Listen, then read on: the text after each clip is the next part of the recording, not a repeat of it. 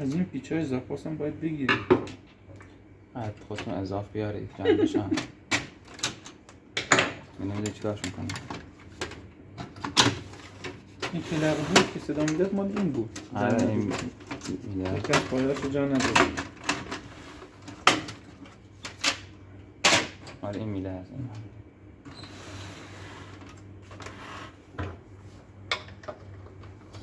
حفظ کردن سخت بود.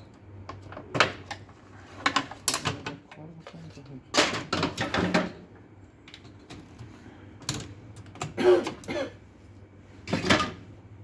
این دوتا رو چطور بود؟ اینجا بود. این برون بود؟ نوستش نه اضافه صرف نوستم داخل اذیت نیست.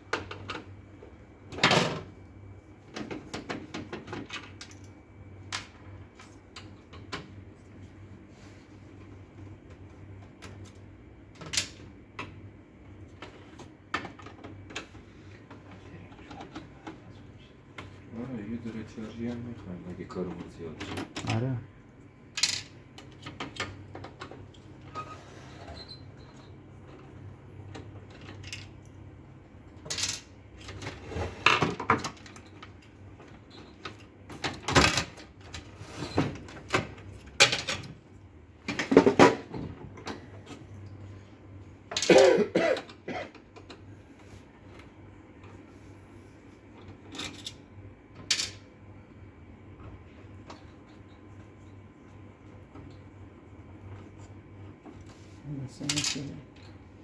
نه خودم بازش کردم.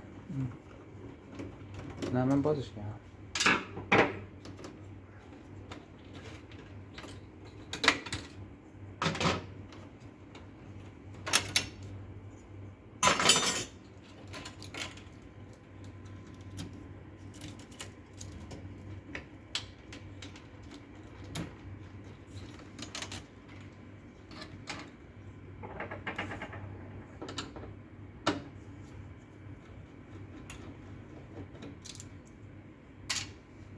میگم چند سال تو این کاری الان؟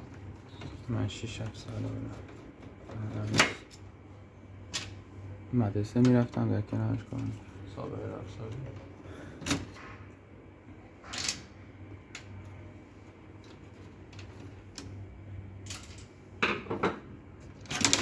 باید شاگردی بود یا کاری پدرت؟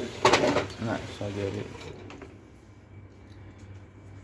خب این فیوزینگ دستگاه فیوزینگ خوش نشدن مطالب، گیر کردن کاغذ اول فیوزینگ و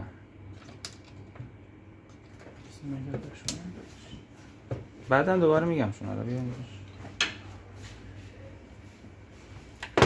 فیلم فیوزینگ چیزیه که زیاد خراب میشه تو این دستگاه ها.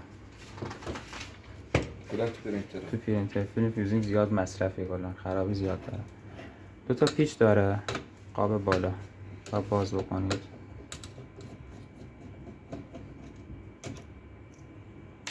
یه پیچ